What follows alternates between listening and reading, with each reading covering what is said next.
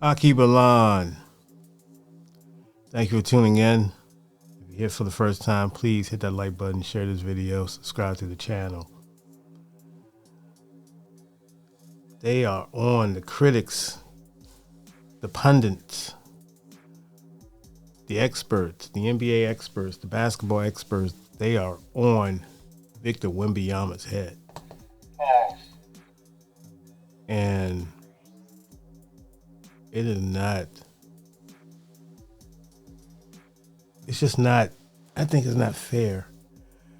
Being though he's 22 years old, they lost the finals 4-1 against the New York Knicks. And congratulations to the city of New York and the New York Knicks organization on winning their championship after 53 long, excruciating years. So Wembanyama was being portrayed as a sore loser because he didn't shake hands. He just kind of walked off the court in defeat.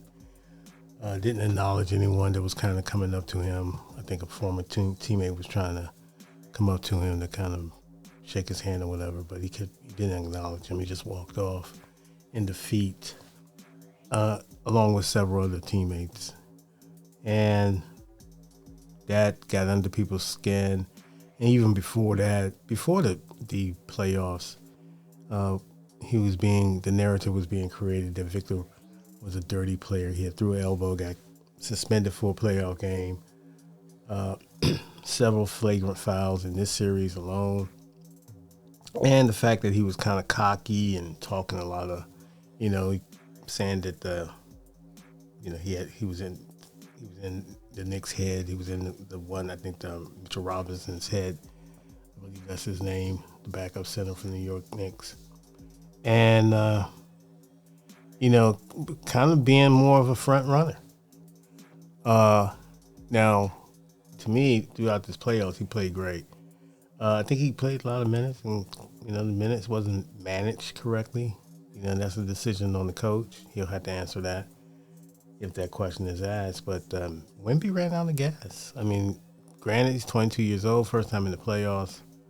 But in the fourth quarter, to be fair, he wasn't, mediocre at best. Mediocre. He didn't play well, and he wasn't clutch down in the fourth quarter, and in several games. So, and now it's being discussed that he needs to develop a go-to move, more offensive, low post moves, and things of that nature. I just think that, and then one particular person, even went as far as saying that he's dirty, he's looking to hurt people, he's on these dirty flagrant fouls that he's doing, especially the mushing of Brunson, the elbow that he did against the young man in the Minnesota series, which was a highly contested series.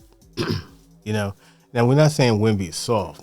I don't think he went out and tried to prove that. Now he doesn't have like that power forward or that center that can kind of give him that protection down low. But yeah, I mean, people are going to lean on him. People are going to test him. That's basketball. I mean, a lot more has been done in playing in the gymnasiums and on the streets or the blacktop, as I used to play or whatever. But, but you still at the same time, as a player, you can, do you want to keep complaining to the ref? You can complain to the ref, but the ref is not doing anything about it. He has to protect himself. That's my position. But do I see a dirty player? I mean, yeah, it was. I'm not gonna say I did see a dirty player that with malice. He played with malice, but a couple of times there have been some reactions, some questionable flagrant fouls with malice. But am I gonna label him a dirty player? No, I'm not. I think he's highly competitive. I think he does have a mean streak when he's pushed to the edge. I think he needs to temper that, and I think he needs to just play ball. You can go have the back and forth. Trash talk is good, but you got to be able to handle it when you're not, your game is not going as well. You got to do something. You got to be able to handle that intelligently and not let it fester you, because once a team knows that they can get under your skin doing that, it's going to continue until you able to adjust, either by putting in the work, getting working them down low, or just, low post, just dunking on them.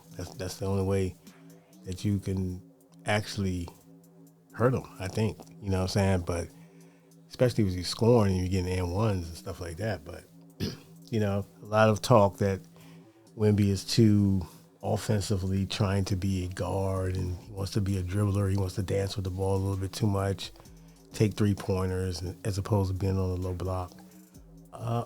Look, he's played the European game for most of his life, and so this is nothing that he's uncomfortable doing. He can do it. I mean, so that's just a preference.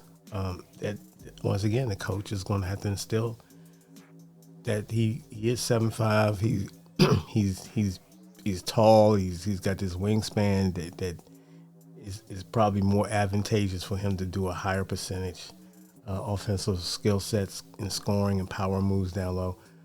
But hey, look, in this age of Steph Curry and what he brought to the game, everybody thinks they can shoot that three, and some are successful with it.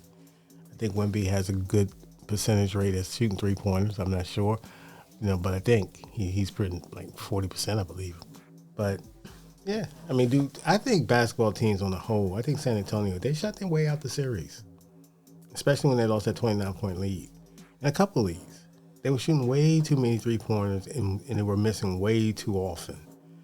And so, people have that default that, well, this is how they play.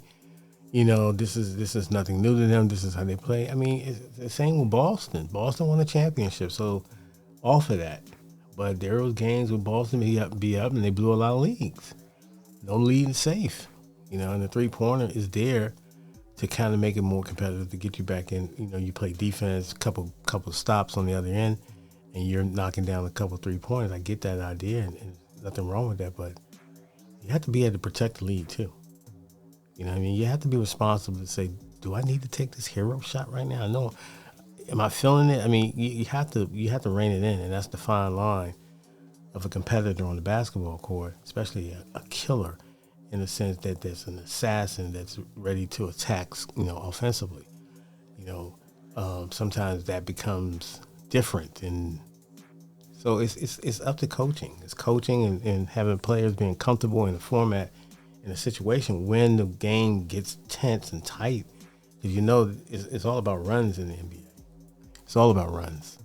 So when that game gets intense, do you have the players with the intestinal fortitude that are able to handle crunch time and handle doing what they have to do offensively and defensively to get the assignment done? And that's what competition in athletics and sports is all about. It's always, may the best team win. I was leaning towards, I said San Antonio in 6, and they held the lead for majority of the series, but they couldn't get it done at the end. They couldn't maintain. They couldn't protect the lead. And the bottom line, that's what killed them. And they shot their way right out the series. 8 straight 3-pointers. The game that they blew that 29-point lead. Unconscionable.